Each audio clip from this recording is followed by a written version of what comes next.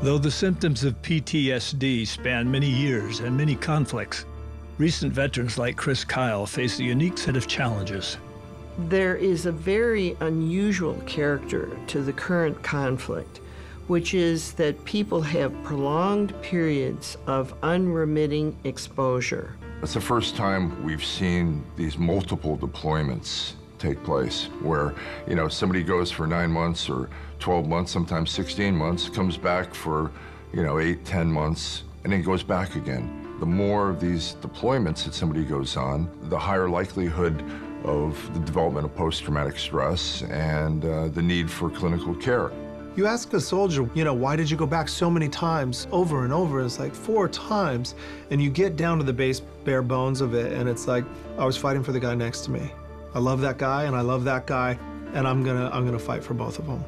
Chris Kyle seemed to get to a point where his norm was being over fighting.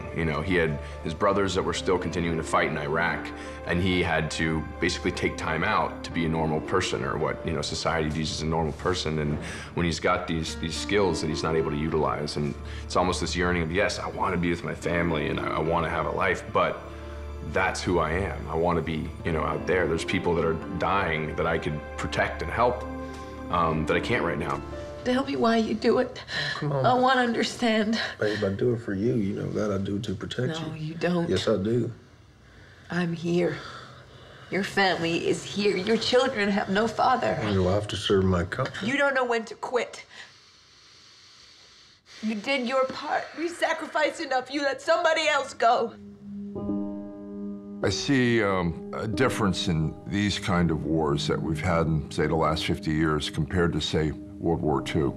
And that is that when service members come back, I don't think the general public has had enough shared suffering.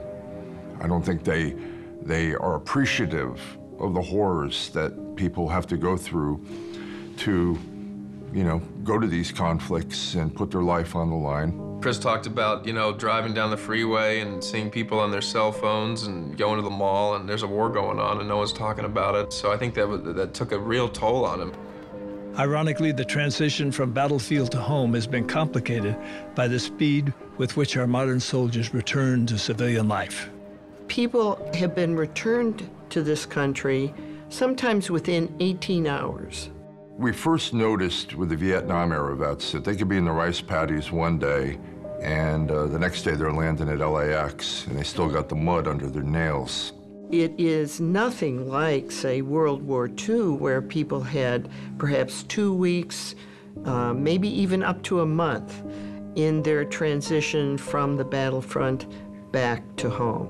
Here they are in a battlefield, they're with their buddies, they're saving each other's lives, they're there to protect each other, they're constantly on edge.